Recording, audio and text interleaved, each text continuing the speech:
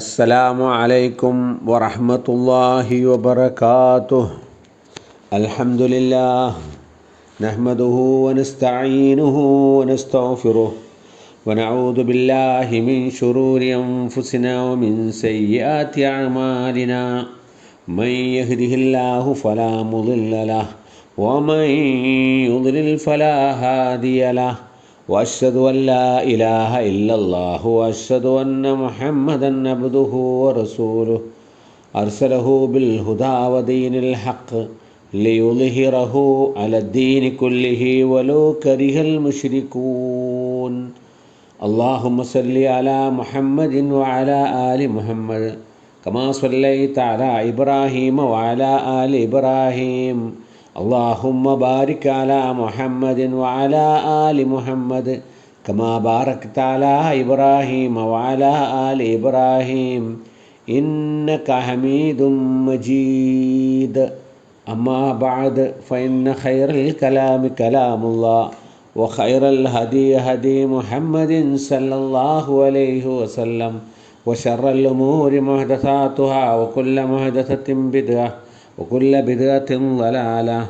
أيها الناس أوصيكم وإياي أولا بتقوى الله.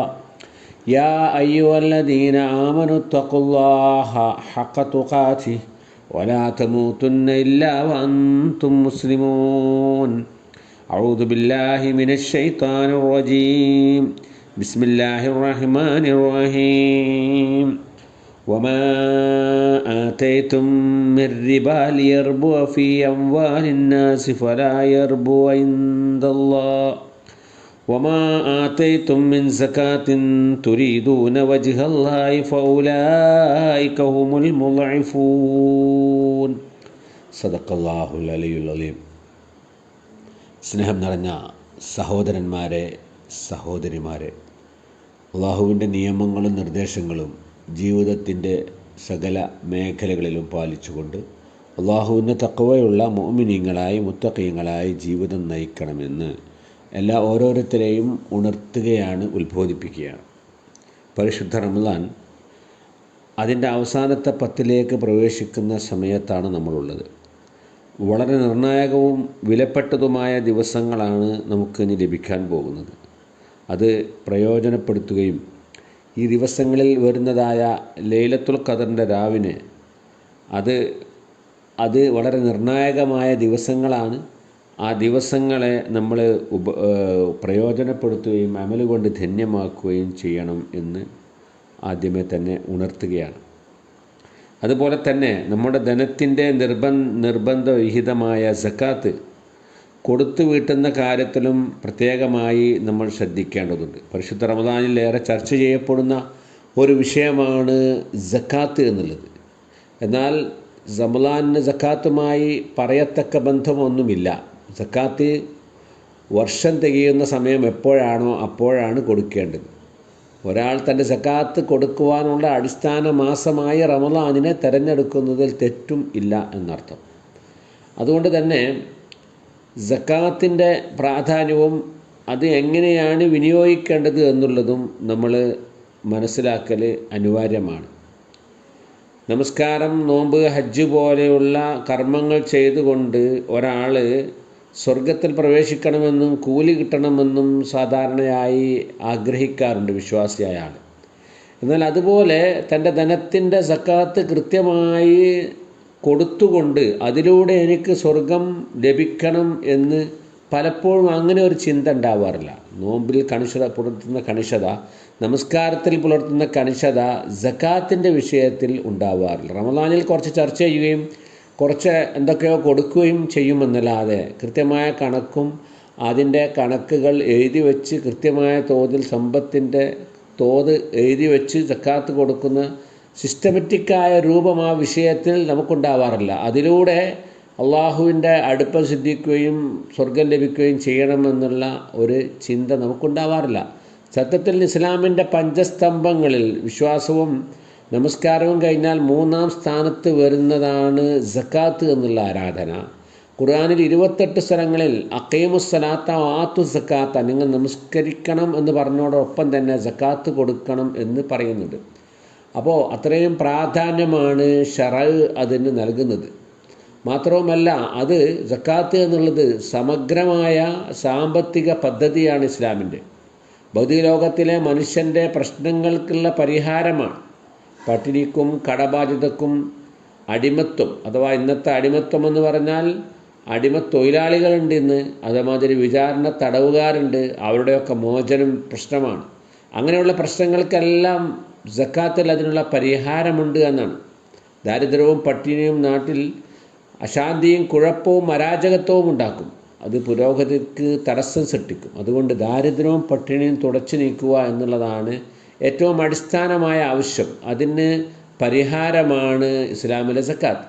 ഇന്ത്യയിലെ ധനികരായ മുസ്ലിങ്ങൾ 2.5%, 5%, 10%, 20% എന്ന തോതിൽ സക്കാത്ത് നൽകുകയും അത് പിരിച്ചെടുക്കാനുള്ള സംവിധാനം ഉണ്ടാവുകയും അത് പാവപ്പെട്ടവർക്ക് നൽകുകയും ചെയ്യുകയാണെങ്കിൽ പട്ടിണിയും അതേമാതിരി തന്നെ ദാരിദ്ര്യവും നാട്ടിൽ നിന്ന് ഇല്ലാതാവുന്ന ഒരു പഞ്ചവത്സര പദ്ധതിയേക്കാൾ കൂടുതൽ തുക അങ്ങനെ സമാഹരിക്കാൻ കഴിയും അല്ലേ? അങ്ങനെ ദരിദ്രനും ധനികനുമൊക്കെ തന്നെ അവർ തമ്മിലുള്ള അകൽച്ച ഇല്ലാതായിത്തീരും എന്നാണ്. സമ്പത്തിനെക്കുറിച്ച് ഇസ്ലാമിന് വളരെ വ്യക്തമായ കാഴ്ചപ്പാടുണ്ട്. ലോകത്ത് സമ്പദ് രംഗത്ത് പ്രധാനമായ 2 വീക്ഷണങ്ങളാണല്ലോ. ഒന്ന് മുതലാളിത്ത വ്യവസ്ഥ. മുതലാളിത്ത വ്യവസ്ഥിതിയിൽ വ്യക്തി ഉടമ അവകാശത്തിനാണ് ഏറ്റവും പ്രാധാന്യം. മുഖ്യ ലക്ഷ്യം സമ്പത്ത് എന്നുള്ളതാണ്. സമ്പത്ത് പുരോഗതിക്ക് വേണ്ടി, സമ്പത്ത് വർദ്ധിപ്പിക്കുവാൻ വേണ്ടി മുതലാളിത്ത വ്യവസ്ഥയിൽ എന്ത് ഹീനമാർഗവും സ്വീകരിക്കും. പാവപ്പെട്ടവനെ ചൂഷണം ചെയ്യുന്നു, അവൻ്റെ പട്ടിണിയും ആവശ്യങ്ങളും ചൂഷണം ചെയ്തുകൊണ്ട് പലിശക്ക് പണം നൽകുന്നു, അതിൻ്റെ കൂടുതൽ ഇരട്ടി തിരിച്ചു വാങ്ങുന്നു അല്ലേ? സമ്പന്നരിൽ മാത്രം കേന്ദ്രീകരിക്കുന്ന ഒരു വ്യവസ്ഥിതിയാണ് മുതലാളിത്ത വ്യവസ്ഥ എന്നുള്ളത്. ഉള്ളവനും ഇല്ലാത്തവരും തമ്മിലുള്ള അന്തരം വർദ്ധിക്കുകയാണ്. ലോകത്തിലെ സമ്പത്തിൻ്റെ 80% ജനസംഖ്യയിൽ വെറും 10% വരുന്ന സമ്പന്നരുടെ കയ്യിലാണ് ഉള്ളത്. ഇന്ത്യയിലെ സമ്പത്തിൻ്റെ 73% 1% വരുന്ന സമ്പന്നരിലാണ് ആ സമ്പത്ത് മുഴുവനും ഉള്ളത് എന്നുള്ളതാണ്. അപ്പോൾ ഇതാണ് മുതലാളിത്ത വ്യവസ്ഥ. മറ്റൊന്ന് സോഷ്യലിസ്റ്റ് വ്യവസ്ഥയാണ്. വ്യക്തിയുടെ ഉടമാവകാശം പൂർണ്ണമായും നിരാകരിച്ച് സമ്പത്തിൻ്റെ പൂർണ്ണാധികാരം സ്റ്റേറ്റിന് അല്ലെങ്കിൽ ഗവൺമെൻറ്റിന് നൽകുന്ന ഒരു സംവിധാനം. ഈ അവസ്ഥയിൽ മനുഷ്യൻ്റെ അധ്വാനം കുറയുന്നു. കാരണം മനുഷ്യൻ്റെ നൈസർഗിക വാസനയായ സ്വന്തമാക്കുക എന്നുള്ളത് ഇവിടെ ഇല്ലാതെയാകുക. യന്ത്രം പോലെ അധ്വാനിക്കാൻ മനുഷ്യന് കഴിയില്ല അല്ലേ? കഷ്ടതകളും ദാരിദ്ര്യവും തുടച്ചു നീക്കുവാൻ സോഷ്യലിസ്റ്റ് വ്യവസ്ഥിതി പര്യാപ്തമല്ല എന്ന് അത് പ്രയോഗിച്ച രാജ്യങ്ങളിൽ നിന്ന് നമ്മൾ മനസ്സിലാക്കി. എന്നാൽ ഇസ്ലാമിൻ്റെ സമ്പത്തിനോടുള്ള സമീപനം, വീക്ഷണം ഇത് രണ്ടിനും മധ്യേയാണ്. ഇസ്ലാം നിബന്ധനകളോടെ വ്യക്തി ഉടമാവകാശം അനുവദിക്കുന്നുണ്ട്. അതോടൊപ്പം സമ്പത്തിൽ വിശുദ്ധി വേണമെന്ന് പറയുന്നു. മാനസികമായ വിശുദ്ധി, ശാരീരികമായ വിശുദ്ധി ഇസ്ലാം ആവശ്യപ്പെടുന്ന ഒന്നാണ്. അതുപോലെ തന്നെ സാമ്പത്തികമായ വിശുദ്ധിയും വേണം. സമ്പത്ത് സമ്പാദിക്കുന്നിടത്ത്, അത് വിനിയോഗിക്കുന്നിടത്ത് ഒക്കെ വിശുദ്ധമായ രൂപത്തിലേ സമ്പാദിക്കാൻ പാടുള്ളൂ. ശുദ്ധമായ രൂപത്തിൽ വ്യക്തിക്ക് എത്രയും സമ്പാദിക്കാം, അതിനൊരു പരിധിയില്ല. അതാണ് ഇസ്ലാമിൻ്റെ സമ്പദ് രംഗത്തുള്ള ഒന്നാമത്തെ അടിസ്ഥാന തത്വം. രണ്ടാമത്തത് സമ്പത്തിൻ്റെ യഥാർത്ഥ ഉടമാവകാശി അള്ളാഹു ആണ് എന്നുള്ളതാണ്. യഥാർത്ഥ ഓണർഷിപ്പ് അള്ളാഹിൻ്റെ പേരിലാണ്. ഖുർആൻ അത് പറയുന്നുണ്ട്. 57 അധ്യായം ഹദീദ് 7 വഅൻഫിഖൂ മിമ്മാ ജഅലകുമുല്ലാഹു മുസ്തഖ്ലഫീന ഫീഹി. വഅൻഫിഖൂ നിങ്ങൾ ചെലവഴിക്കണം, മിമ്മാ ജഅലകുമുല്ലാഹു മുസ്തഖ്ലഫീന ബിഹി അള്ളാഹു നിങ്ങൾക്ക് ഭൂമിയിൽ പ്രാതിനിധ്യമായി നൽകിയ ധനത്തിൽ നിന്ന് ചെലവഴിക്കണം. നിങ്ങളെ പ്രാതിനിധ്യം നൽകിയ, അഥവാ മനുഷ്യന് സമ്പത്തിൽ താൽക്കാലിക ഉടമസ്ഥാവകാശം, ഒരു ട്രസ്റ്റി എന്നുള്ള ഒരു നിലയ്ക്ക് ഉള്ള അവകാശമേ ഉള്ളൂ. താൽക്കാലികമായി ഉടമസ്ഥൻ അത് ഉപയോഗിക്കാം. ഉടമസ്ഥൻ്റെ ഇംഗിതത്തിനെതിരായി ഉപയോഗിക്കാൻ പാടില്ല എന്നർത്ഥം. മൂന്നാമത്തെ ഇസ്ലാമിൻ്റെ സമ്പത്തിനുള്ള സമീപനം, ധനം മനുഷ്യൻ്റെ നിലനിൽപ്പിന് ആധാരമാണ്. അതുകൊണ്ട് തന്നെ അത് ഗൗരവപൂർവ്വം കൈകാര്യം ചെയ്യണം. ധനം കൈകാര്യം ചെയ്യാത്തവരുടെ കൈകളിൽ ധനം ഏൽപ്പിക്കരുത്. സൂറത്ത് നിസായിലെ 5-ാം വചനത്തിൽ പറയുന്നുണ്ട്, വലാ തുഉത്തുസ് സുഫഹാ അംവാലകുമുല്ലതി ജഅലല്ലാഹു ലക്കും ഖിയാമ. നിങ്ങളുടെ നിലനിൽപ്പിന് ആധാരമായി നൽകിയ ധനം നിങ്ങൾ വിഡ്ഢികൾക്ക്, അതിന് കൈകാര്യം ചെയ്യാൻ കഴിവില്ലാത്ത ആളുകൾക്ക് കൊടുക്കരുത്. അടുത്തതായിട്ട് ഇസ്ലാമിൻ്റെ ധനത്തെക്കുറിച്ചുള്ള സമീപനം, ധനം പണക്കാരിൽ മാത്രം കേന്ദ്രീകൃതമാവരുത്. അതാണ് നേരത്തെ നമ്മൾ പറഞ്ഞ ഏതാനും ശതമാനം പണക്കാരിൽ ധനം ഒന്നായിട്ട് കേന്ദ്രീകരിക്കുക. അതാണ് പ്രശ്നങ്ങൾക്കുള്ള കാരണം. അത് ക്രയവിക്രയം ചെയ്യപ്പെടണം. ഖുർആൻ സൂറത്ത് ഹശ്റിലെ 7-ാം വചനത്തിൽ പറയുന്നുണ്ട്, കൈലായക്കൂല ദൂലത്തൻ ബൈനൽ അഗ്നിയാഇ മിൻകും, നിങ്ങളുടെ ധനികൾക്കിടയിൽ ഇത് കറങ്ങുന്ന ഒന്നായി ധനം മാറരുത്. അപ്പോൾ സമ്പന്നൻ അവൻ്റെ ധനത്തിൻ്റെ നിശ്ചിത വീതം പാവപ്പെട്ടവർക്ക് കൊടുക്കുന്നു. സമ്പന്നൻ അത് അവൻ്റെ ധനം കെട്ടിപ്പൂട്ടി വെക്കാതെ വിപണിയിൽ ഇറക്കുന്നു. അല്ലേ? വെട്ടിപ്പൂട്ടി വെച്ചാൽ വർഷം തോറും 2.5% കുറയും, സ്വർണ്ണമായാലും സമ്പത്തായാലും. അതുകൊണ്ട് അതവൻ വിനിയോഗിക്കാൻ അവൻ തയ്യാറാവും ഇസ്ലാമിൻ്റെ സമ്പദ് വ്യവസ്ഥയിൽ. അതാണ് അധ്വാനത്തെ ഇസ്ലാം പ്രോത്സാഹിപ്പിക്കുകയാണ്. റസൂലുള്ളാഹി പറഞ്ഞു, മാ അക്കല അഹദുൻ തഅമൻ ഖത്തു ഖൈറൻ മിൻ അൻ യഅകുല മിൻ അമലി യദിഹി, തൻ്റെ കൈകൊണ്ട് അധ്വാനിച്ചുണ്ടാക്കുന്നതിനേക്കാൾ ഒരാളും നല്ല ഭക്ഷണം കഴിക്കുന്നില്ല എന്നാണ്. അല്ലേ? ഇങ്ങനെ പണമിറക്കിയും അധ്വാനം കാഴ്ചവെച്ചും നാട്ടിൽ ഉൽപ്പാദനം ഉണ്ടാവണം. ധനം ജനങ്ങൾക്കിടയിൽ ക്രയവിക്രയം ചെയ്യപ്പെടണമെന്നാണ് ഇസ്ലാമിൻ്റെ നിയമം. പലിശ ഇസ്ലാം നിരോധിക്കുകയാണ്. പാവപ്പെട്ടവൻ്റെ ആവശ്യത്തെ ചൂഷണം ചെയ്ത് പണക്കാരനും ബാങ്കുകളും തടിച്ചു കൊഴുക്കുകയാണ് പലിശയിലൂടെ. ലോൺ എടുത്തതിൻ്റെ ഇരട്ടിയും അടച്ചിട്ടും കടം വീടുന്നില്ല. എന്നിട്ട് കർഷകർ ആത്മഹത്യ ചെയ്യുന്ന ഒരു അവസ്ഥയാണ് നാട്ടിൽ നമ്മൾ കണ്ടുകൊണ്ടിരിക്കുന്നത്. ഒമാ ആതേതും മിർ റിബാ ലിയർബു ഫീ അംവാലിൻ നാസി ഫലാ യർബു ഇൻദല്ലാഹ്, ജനങ്ങളുടെ സ്വത്തിൽ വർദ്ധിക്കണമെന്ന് ആഗ്രഹിച്ചുകൊണ്ട് നിങ്ങൾ കൊടുത്ത പലിശ കൊടുത്ത കാശ് അത് അള്ളാഹിൻ്റെ അടുക്കൽ വർദ്ധിക്കുകയില്ല. ഒമാ ആതേതും മിൻ സക്കാത്തിൻ തുരീദൂന വജ്ഹ അല്ലാഹ്, അള്ളാഹിൻ്റെ പ്രീതി ഉദ്ദേശിച്ചുകൊണ്ട് നിങ്ങൾ കൊടുക്കുന്ന സക്കാത്ത് ഫഉലൈക ഹുമുൽ മുഅഫൂൻ, അവരാണ് ഇരട്ടിയാക്കുന്ന ആളുകൾ എന്നാണ്. അപ്പോൾ ധനം പണക്കാരിൽ നിന്നും പാവപ്പെട്ടവനിലേക്ക് സക്കാത്തായും സദക്കയായും ഒഴുകണം എന്നാണ് ഇസ്ലാമിൻ്റെ നിയമം. അപ്പോൾ പണക്കാരനും പാവപ്പെട്ടവനുള്ള അന്തരം കുറയും, പണക്കാരനോടുള്ള അസൂയ ഇല്ലാതാകും. അല്ലേ? മുതലാളിത്ത സോഷ്യലിസ്റ്റ് വ്യവസ്ഥയിൽ എന്താണ്? പണക്കാരനോടുള്ള അസൂയ ഉണ്ടാവുകയും വർഗ സംഘട്ടനങ്ങളാണ് അവിടെ നടക്കുന്നത്. പണക്കാരനും തൊഴിലാളിയും തമ്മിൽ 2 വർഗങ്ങളായി തിരിച്ച് മുതലാളിയോട് സമരം ചെയ്യുന്ന വർഗ സംഘട്ടനം ഇസ്ലാമിൽ അതില്ല. കാരണം സമ്പന്നനുണ്ടായാലും ദരിദ്രനെ അറിയാം, അതിൻ്റെ 2.5% എൻ്റേതാണ് എന്ന് അവന് അറിയാം. അപ്പോൾ സക്കാത്ത് അവന് കിട്ടുമെന്നറിയാം. അപ്പം ദരിദ്രനും സമൂഹത്തിൽ മാന്യമായ പരിഗണന ലഭിക്കുന്നു. അങ്ങനെ പണക്കാരനും പണിക്കാരനും മുതലാളിയും തൊഴിലാളിയും ഒക്കെ പരസ്പര സൗഹൃദത്തോടെ കടമകൾ നിർവഹിച്ചുകൊണ്ട് ജീവിക്കുന്നു. അപ്പോൾ ഇതാണ് ധനത്തെക്കുറിച്ച് ഇസ്ലാമിൻ്റെ സംക്ഷിപ്തമായ വീക്ഷണം. അപ്പോൾ ഈ രൂപത്തിൽ ധനം ചെലവഴിക്കണം. അപ്പോൾ സക്കാത്ത് കൃത്യമായി ആളുകളിൽ നിന്ന് പിരിച്ചെടുത്ത് സമൂഹത്തിലെ പാവപ്പെട്ടവരിലേക്ക് അത് തിരിച്ചുവിടണം എന്നുള്ളതാണ്. അതിന് സക്കാത്തിൻ്റെ നിർബന്ധമാകുന്ന പരിധി എത്രയാണ് നമ്മുടെ ധനത്തിൽ, അതിൽ നിന്ന് എത്ര ശതമാനമാണ് സക്കാത്ത് ഉള്ളത്, അതെങ്ങനെയാണ് പിരിച്ചെടുക്കേണ്ടതെന്നൊക്കെ നമ്മൾ അറിഞ്ഞിരിക്കൽ നിർബന്ധമാണ്. ചില ആളുകൾ പറയും സക്കാത്തിൻ്റെ കണക്ക് അറിയില്ല, അത് വളരെ ബുദ്ധിമുട്ടാണ്, അതുകൊണ്ട് ഞാനത് കൊടുത്തിട്ടില്ല എന്ന് ചില ആളുകൾ പറയും. എന്നാൽ സക്കാത്തിൻ്റെ കണക്ക് അത്ര ബുദ്ധിമുട്ടൊന്നുമില്ല. ഏതൊരു സ്കൂൾ വിദ്യാർത്ഥിക്ക് പോലും മനസ്സിലാകുന്ന എളുപ്പമായ കണക്കേ സക്കാത്തിനുള്ളൂ. ഇസ്ലാം എളുപ്പമാണ്, പ്രയാസമല്ല. റസൂലുള്ളാഹിന്റെ കാലത്ത് 2 നാണയമാണ് ഉണ്ടാകുന്നത്, വെള്ളി നാണയം ദിർഹം, ഒന്ന് സ്വർണ്ണ നാണയം ദീനാർ. റസൂലുള്ളാഹി പറഞ്ഞു 200 ദിർഹം നിങ്ങളടുത്തുണ്ടെങ്കിൽ സക്കാത്ത് കൊടുക്കണം, 20 ദീനാർ ഉണ്ടെങ്കിലും സക്കാത്ത് കൊടുക്കണം. അത് രണ്ടിൻ്റെയും വില അന്നത്തെ കാലത്ത് തുല്യമായിരുന്നു. അപ്പോൾ 200 ദിർഹം എന്ന് പറഞ്ഞാൽ ഇന്നത്തെ കാലത്ത് 590 ഗ്രാം വെള്ളിയാണ്. 1 ഗ്രാം വെള്ളിക്ക് നിങ്ങൾക്ക് ഏതൊരാൾക്കും പത്രം നോക്കിയാൽ അല്ലെങ്കിൽ ഇൻ്റർനെറ്റിൽ അടിച്ച് നോക്കിയാൽ അതിൻ്റെ വില കിട്ടും. 1 ഗ്രാം വെള്ളിക്ക് 73 റുപ്യയാണ് ഇന്നത്തെ മാർക്കറ്റ് റേറ്റ്. അപ്പോൾ 590 ഗ്രാമിനെ 73 കൊണ്ട് ഗുണിച്ചാൽ 4300 രൂപ, 43,000 രൂപ, 43,007 രൂപയാണ്, 70 രൂപയാണ്. അതൊരാളുടെ കയ്യിലുണ്ടെങ്കിൽ അവൻ സക്കാത്ത് കൊടുക്കണം. ഒരു വർഷം നിക്ഷേപമായി ഒരാളുടെ കയ്യിൽ 43,070 രൂപ ഉണ്ടെങ്കിൽ അവൻ സക്കാത്ത് കൊടുക്കണം എന്നാണ് ഈ പറഞ്ഞതിൻ്റെ അർത്ഥം. അതിൻ്റെ എത്ര ശതമാനമാണ്? 43,070 രൂപൻ്റെ 2.5% സക്കാത്ത് കണക്ക് കൂട്ടുമ്പം 1076 രൂപയേ ഉള്ളൂ. 43,000-ൽ 1076 രൂപ, ബാക്കി 42,000 അവനക്കുള്ളത് തന്നെയാണ്. 1,00,000 ഉണ്ടെങ്കിൽ 25,000 രൂപ കൊടുക്കണം. അപ്പോൾ അതാണ് അതിൻ്റെ കണക്ക്. ഈ സംഖ്യ സ്വന്തം കയ്യിലോ അല്ലെങ്കിൽ ബാങ്കുകളിലോ നിക്ഷേപമായി ഒരാളുടെ പക്കലുണ്ടെങ്കിൽ അതിൻ്റെ സക്കാത്ത് അവൻ കൊടുക്കൽ നിർബന്ധമാണ്. അത് കൃത്യമായ കണക്കാണ്. ഇപ്പോൾ നിസ്കാരത്തിൻ്റെ റകാഅത്തുകൾ പറഞ്ഞ മാതിരി, നോമ്പിൻ്റെ ഷർത്തുകൾ പറഞ്ഞ മാതിരി അതുള്ള വളരെ കൃത്യമാണ്. അത് കൂടുന്നില്ല കുറയുന്നില്ല, അത് കൊടുക്കൽ നിർബന്ധമാണ് എന്നാണ്. പിന്നെ സ്വർണത്തിനെ കുറിച്ച് പറഞ്ഞത് 20 ദീനാർ ഉണ്ടെങ്കിൽ സക്കാത്ത് കൊടുക്കണം എന്നാണ്. 20 ദീനാർ എന്ന് പറഞ്ഞാൽ നമ്മുടെ നാട്ടിലെ 10.5 പവനാണ്, അഥവാ 85 ഗ്രാമാണ്. 1 ഗ്രാം സ്വർണത്തിന് ഇന്ന് 4,930 രൂപയാണ്.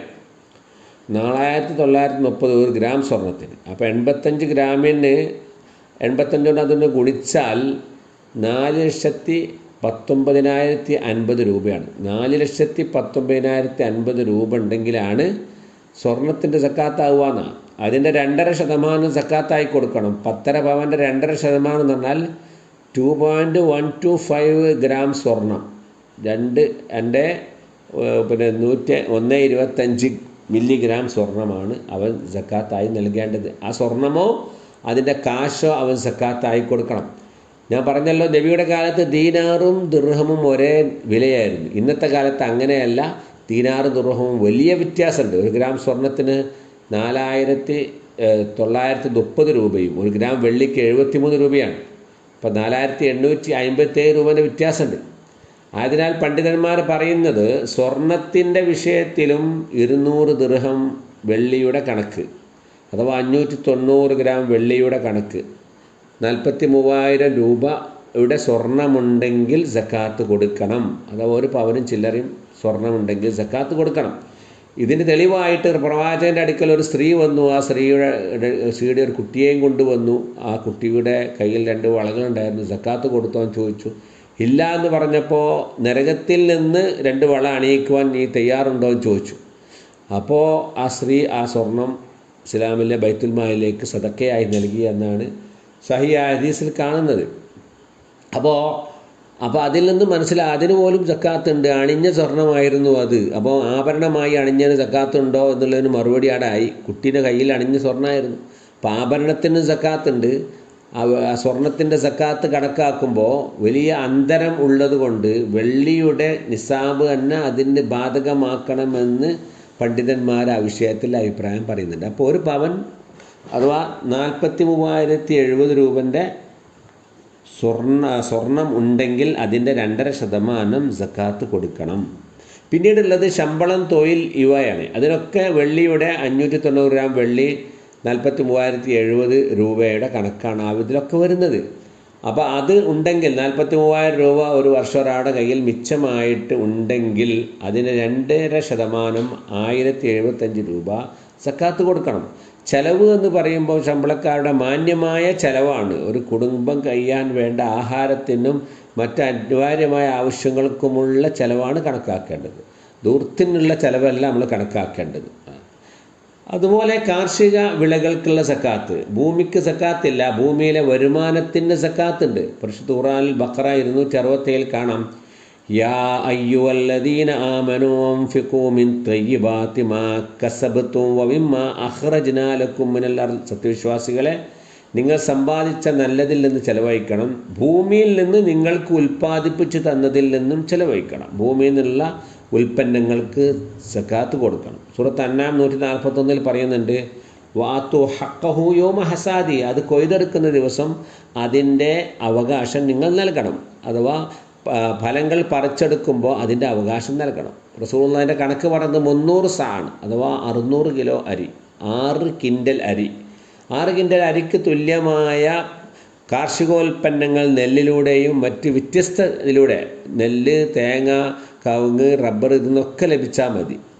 6 കിൻഡലിൽ നിന്ന് 1 കിലോ അരിക്ക് 35 ആവറേജ് നമ്മൾ കൂട്ടിയാൽ 21,000 രൂപക്കുള്ള വരുമാനം നമ്മുടെ പറമ്പിൽ നിന്ന് പല ഉൽപ്പന്നങ്ങളിലൂടെയും ലഭിച്ചാൽ അതിന് ചിലവ് കൂടുതലുള്ളതാണെങ്കിൽ 5% സക്കാത്ത് കൊടുക്കണം. അപ്പോൾ 21,000 രൂപേൻ്റെ 5% 1,050 രൂപയാണ്. ചിലവ് കുറഞ്ഞതാണെങ്കിൽ 10% കൊടുക്കണം. അഥവാ 10% 2,100 രൂപയാണ്. അത്രേ കൊടുക്കേണ്ടതുള്ളൂ, ബാക്കി അവൻ്റെ കയ്യിലുണ്ടാവും. ഇങ്ങനെ അവൻ സക്കാത്ത് കൊടുക്കാൻ ബാധ്യസ്ഥനാണ്. കച്ചവടം, ക്രയവിക്രയ ഉദ്ദേശമുള്ള, വിൽപ്പന ഉദ്ദേശമുള്ള എല്ലാ വസ്തുക്കളും കച്ചവട വസ്തുവിൻ്റെ നിർവചനത്തിൽ വരും. ഇപ്പോൾ റിയൽ എസ്റ്റേറ്റിൽ ഭൂമി വിൽക്കണമെന്ന രൂപത്തിൽ വാങ്ങിയിട്ടാൽ അതും കച്ചവട വസ്തുവാണ്. ഭക്ഷണ വസ്തുക്കൾ, കാർഷിക വിഭവങ്ങൾ, ഇതിനൊക്കെ വർഷം ചെയ്യുമ്പോൾ ആ റിയൽ എസ്റ്റേറ്റിലെ ഭൂമിൻ്റെ വില കെട്ടണം, എത്ര ഉണ്ട് നോക്കണം. എന്നിട്ട് അതിൻ്റെ നിസാബ് 43,070 എത്തിയിട്ടുണ്ടെങ്കിൽ സക്കാത്ത് കൊടുക്കണം. 2.5% ആ സംഖ്യേൻ്റെ 2.5% സക്കാത്ത് കൊടുക്കണം എന്നാണ് അല്ലേ. കച്ചവടക്കാരൻ അവൻ്റെ വർഷം ചെയ്യുമ്പോൾ എൻ്റെ കടയിലെ സ്റ്റോക്ക് എടുത്ത് എത്ര പൈസ നിക്ഷേപമുണ്ട്, കിട്ടാവുന്ന കട എത്ര ഉണ്ട്, കൊടുക്കാൻ എത്ര ഉണ്ട്, അത് കിഴിച്ചിട്ട് ബാക്കിയുള്ളതിന് അവൻ 2.5% സക്കാത്ത് കൊടുക്കണം. ഇനി വാടക സാധനങ്ങൾ, ഒരു കെട്ടിടം വാടകയ്ക്ക് കൊടുക്കുന്നുണ്ട്, ടാക്സി, കാറ്, വർക്ക്ഷോപ്പ്, ഇതൊക്കെ കൃഷിയോടാണ് തുല്യമാക്കുന്നത്. അഥവാ ആ വസ്തുവിന് നമ്മൾ സക്കാത്ത് കൊടുത്ത പൈസനോടാണ് ഒരു ടാക്സി വാങ്ങിയത്, അല്ലെങ്കിൽ കെട്ടിടമുണ്ടാക്കിയത്. അപ്പോൾ അതിൻ്റെ സക്കാത്തില്ല, അതിൻ്റെ വരുമാനത്തിനാണ് സക്കാത്ത്. അത് ചിലവ് കൂടുതൽ ഉള്ളതാണെങ്കിൽ 5%, ചിലവ് കുറവാണെങ്കിൽ 10%മാണ് സക്കാത്ത് കൊടുക്കേണ്ടത്. അപ്പോൾ മനുഷ്യൻ്റെ അധ്വാനത്തിൻ്റെയും പ്രയാസത്തിൻ്റെയും തോതനുസരിച്ചാണ് സക്കാത്ത് കൊടുക്കുന്നതെന്നർത്ഥം. അധ്വാനമൊന്നുമില്ലാതെ കിട്ടുന്ന നിധിയോ അല്ലെങ്കിൽ പ്രൈസോ സമ്മാനമോ ഒക്കെ ആണെങ്കിൽ 20% സക്കാത്ത് കൊടുക്കണം. മനുഷ്യാധ്വാനം കുറഞ്ഞ കൃഷിയാണെങ്കിൽ 10% കൊടുക്കണം. മനുഷ്യാധ്വാനം കൂടിയ കൃഷിയാണെങ്കിൽ 5%. മനുഷ്യൻ്റെ അധ്വാനിച്ച് ഉണ്ടാക്കിയ സമ്പാദ്യ നിക്ഷേപത്തിന് 2.5%. അപ്പോൾ മനുഷ്യൻ്റെ അധ്വാനത്തെ കണക്കാക്കിക്കൊണ്ടാണ് സക്കാത്ത് കൊടുക്കുന്നത് എന്നുള്ളത്. അപ്പോൾ സക്കാത്തിൻ്റെ കണക്ക് അത്ര പ്രയാസകരമായി ആർക്കും അനുഭവപ്പെടേണ്ടതില്ല, വളരെ എളുപ്പമാണ് അതിൻ്റെ കണക്കുകൾ. ഇനി റസൂലുള്ളാഹി അത് എങ്ങനെയാണ് കൊടുത്തിരുന്നത്? സംഘടിതമായിട്ടാണ് പ്രവാചകൻ കൊടുത്തിരുന്നത്. മുആദ് റളിയല്ലാഹുവിനെ യമനിലേക്ക് പറഞ്ഞയച്ചപ്പോൾ അദ്ദേഹത്തോട് പറഞ്ഞു അവരിൽ ചെയ്യേണ്ട ഓരോ കാര്യങ്ങളും. ഇപ്പോൾ നിസ്കാരത്തെക്കുറിച്ച് പറഞ്ഞു കൊടുത്തു, തൗഹീദിനെക്കുറിച്ച് പറഞ്ഞു, പിന്നെ പറഞ്ഞു നീ അവരിൽ ധനികന്മാരിൽ നിന്ന് സക്കാത്ത് വാങ്ങിയിട്ട് സാധുക്കൾക്ക് നൽകണം. തൗബ 103-ാം വചനത്തിൽ പറഞ്ഞു ഖുദ് മിൻ അംവാലിഹിം സദഖത്തൻ തുതഹിറുഹും, അവരെ ശുദ്ധീകരിക്കുന്ന സക്കാത്ത് അവരിൽ നിന്ന് നീ വാങ്ങണം എന്നാണ്. അപ്പോൾ അബ്ദുല്ലാഹി ഇബ്നു ഉമറിൻ്റെ ഒരു വചനമുണ്ട്, ഇദ്ഫഉ അംവാലക്കും ഇലാമൻ വല്ലാഹുല്ലാഹു അംറക്കും, നിങ്ങളുടെ കൈകാര്യകർത്താക്കളിലേക്ക് നിങ്ങളുടെ സക്കാത്ത് നിങ്ങൾ നൽകണം. അപ്പോൾ നമ്മളിപ്പോൾ ഇസ്ലാമിക ഭരണകൂടമില്ല, ഇസ്ലാമിൻ്റെ മഹല്ല് ഇവിടെ ഉണ്ട്. നമ്മൾ മഹല്ലുകൾ തോറും സക്കാത്ത് കമ്മിറ്റികൾ ഉണ്ടാക്കി അത് പിരിക്കണം എന്നാണ്. അത് കൊടുക്കാതിരുന്നാൽ, സക്കാത്ത് കൃത്യമായി കൊടുക്കാതിരുന്നാൽ അള്ളാഹിൻ്റെ അനുഗ്രഹം ആ നാട്ടിലുണ്ടാവില്ല. സക്കാത്ത് തടയുന്ന ആളുകൾക്ക് അള്ളാഹു ആകാശ ലോകത്തിൽ നിന്ന് മഴ തടയുമെന്ന് ഹദീസുകളിൽ കാണാം.